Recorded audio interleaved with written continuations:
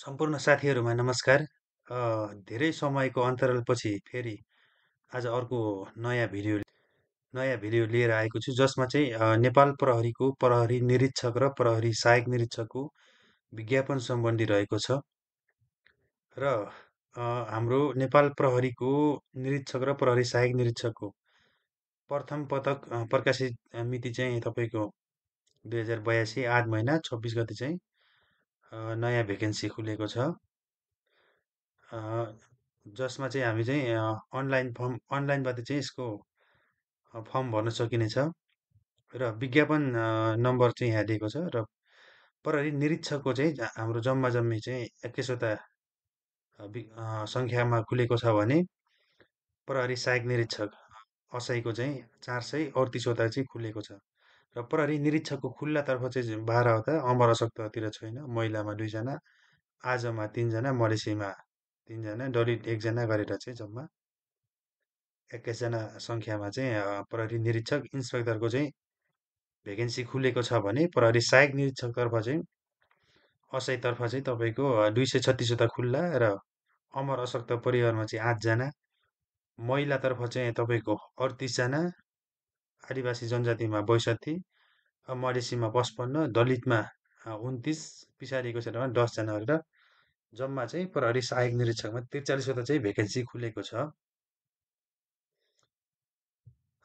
यसको चाहिँ हाम्रो प्रहरी निरीक्षकको चाहिँ दरखास्त फर्म चाहिँ हामीले कहिलेदेखि सुरु भयो त भन्दाखेरि चाहिँ हाम्रो 9 महिना 6 गतेदेखि 2082 10 महिना 5 गतेसम्म चाहिँ हामीले प्रहरी निरीक्षकको अनलाइन मार्फत फर्म भर्न सकिनेछ भने प्रहरी सहायक निरीक्षक असैको चाहिँ 2082 9 महिना 9 गतेदेखि 2082 10 महिना 8 गतेसम्म हामीले प्रहरी सहायक निरीक्षक असैको चाहिँ फर्म भर्न सकिनेछ र अनलाइन दरखास्त सङ्कलन तथा दर्ता हुने स्थानहरू है हाम्रो चाहिँ यो भन्नुको मतलब उहीँ गएर भर्ने होइन कि हामीले चाहिँ अनलाइनबाट फर्म भर्ने बेला चाहिँ कुन ठाउँबाट चाहिँ यो कुन कुन ठाउँमा चाहिँ सेलेक्ट गर्ने भन्ने हो यो काठमाडौँ उपत्यका प्रहरी कार्यालय रानीपोखरी काठमाडौँ यसरी विराटनगर कोशी प्रत्येक प्रदेश प्रहरी तालिम केन्द्र कोशी प्रदेश प्रहरी कार्यालय विराटनगर मधेस प्रदेश प्रहरी कार्यालय जनकपुर बागमती प्रदेश प्रहरी कार्यालय हेटौडा गण्डकी प्रदेश प्रहरी कार्यालय पोखरा लुम्बिनी प्रदेश प्रहरी कार्यालय डाङ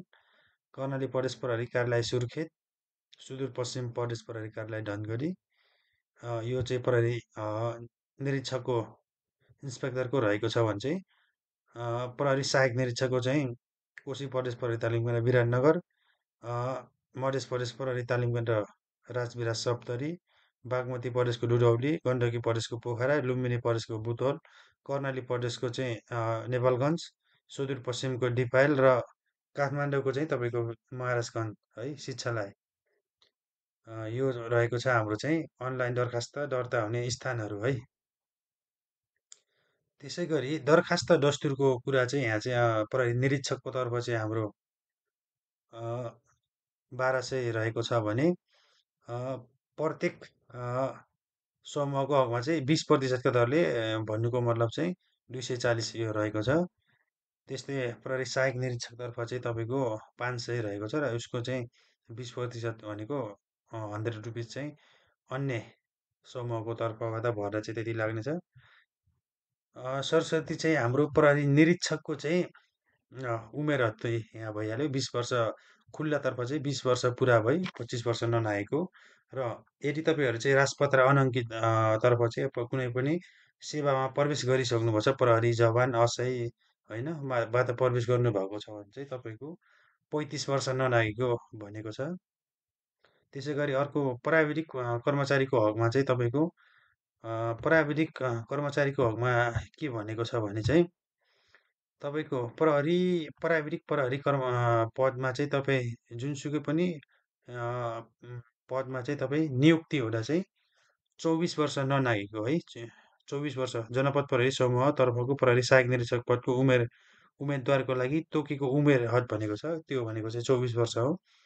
यदि तपाईँ प्राविधिक प्रहरीतर्फ चाहिँ 24 वर्ष भित्र नै प्रवेश गर्नुभएको छ भने तपाईँले जनपद प्रहरी समूहतर्फको प्रहरी निरीक्षकमा चाहिँ विभागीय भएर चाहिँ तपाईँले चाहिँ खुल्ला प्रतिस्पर्धा गर्न सक्नुहुनेछ भने चाहिँ यदि तपाईँ चाहिँ श्रेणीविहीन अथवा कार्यालय सहयोगीमा प्रवेश गर्नुभएको छ भने चाहिँ तपाईँको 25 वर्ष ननागेको नै हुने भयो। यसको चाहिँ खुल्लातर्फ जस्तो नै हुने भयो।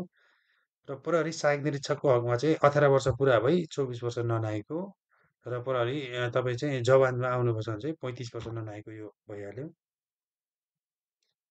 अब शैक्षिक योग्यताको हकमा चाहिँ तपाईँको प्रहरी निरीक्षकको चाहिँ तपाईँको अ, मान्यता प्राप्त विश्वविद्यालयबाट कम्तीमा चाहिँ स्नातक भनेको चाहिँ ब्याचलर जुनसुकै बाट चाहिँ ब्याचलर गर्नुभएको छ भने यसमा फर्म भर्न सकिने भयो इन्सपेक्टरमा। यो त नैतिक पतनदेखि देखिने कुनै पनि फौजदारी अभियोग सजाय नभएको अथवा नपाएको यो छ यो राजनीतिक दलको यो त भइहाल्यो। उचाइको हकमा चाहिँ तपाईँ 5 फिट 2 इन्ची छाती चाहिँ तपाईँको 31 देखि 33 तौल 50 केजी छ। महिलाको हकमा चाहिँ 5 फिट छ उचाइकोमा तौल चाहिँ 42 केजी भए पुग्छ। आँखाको कुरा गरेर चाहिँ माइनस वा +2 भन्दा बढी कमजोर नभएको भनेको छ। अनि त्यसै गरी प्रहरी सहायक निरीक्षकको चाहिँ +2 पास गरेको अथवा मान्यताप्राप्त विश्वविद्यालय वा शिक्षण संस्थाबाट प्रमाणपत्र अथवा सोस्रा उत्तीर्ण गरेको भनेको छ। अनि चाहिँ अरू त सेम निरीक्षककै प्रहरी निरीक्षककै लागि तोकिएको बमोजिम क्रम खदेखि यो भइहाल्यो। त्यसै गरी दरखास्त साथ समावेश गर्नुपर्ने कागजातहरू के चाहिन्छ त भन्दा चाहिँ हालसालै खिचेको पुरै मुखाकृति डुबाई कान समेत प्रष्ट देखिने ओआरएमएसको आवश्यकता अनुसारको रिजोल्युसन तथा साइज अनुरूपको फोटो अनुरूपको हकमा चाहिँ दाह्री कपाल काटेको भनेको छ। आफूले प्राप्त गरेको शैक्षिक योग्यता प्रमाणपत्र प्रत्येक तहको चारित्रिक स्थायी वा प्रोभिजनल प्रमाणपत्र ट्रान्सक्रिप्ट मार्कसिट तथा नेपाल बाहिर अध्ययन गरेको हकमा चाहिँ उच्च माध्यमिक शिक्षा परिषद त्रिविबाट समकक्षता निर्धारणको प्रमाणपत्र इक्विभ्यालेन्ट सर्टिफिकेट भनेको छ। अब अन्य चाहिँ यो चाहिँ अब अन्य समूहबाट तपाईँले भर्नुहुन्छ भने चाहिँ अमर अस्पताल प्रहरीको चाहिँ उसको सर्टिफिकेट हुने भयो। आदिवासी जनजातिको हकमा चाहिँ उसको हुने भयो। मधेसीका लागि मधेसी भयो। दलितको हकमा दलितको सर्टिफिकेट चाहिने भयो। दलित सङ्घ बाट भएको दलित आयोगबाट भनौँ। पछाडिको क्षेत्रको चाहिँ कुन कुन जिल्ला भने चाहिँ यहाँ दिएको छ है।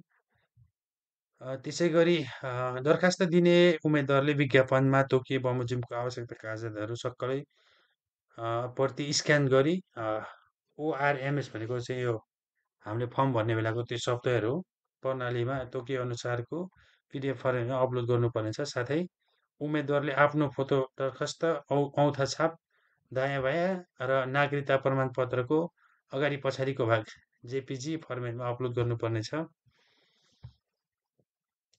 त्यसै गरी अब दरखास्त दर्ता तथा दस्तुर बुझाउने विधि भनेको छ। यो चाहिँ अब नेपाल प्रहरीको अनलाइन दरखास्त पोर्टल यसमा गई रेजिस्ट्रेसन प्रक्रिया पुरा गरी प्राप्त युजर नेम र पासवर्डद्वारा लगइन गरेर आवश्यक सम्पूर्ण विवरण भरी आवश्यक कागजातहरूको सक्कल प्रति स्पष्ट देखिने स्क्यान कपी अपलोड गरी प्रोफाइल 100% पूर्ण पश्चात मात्र आवेदन सब्मिट गर्नुपर्नेछ भनेको छ।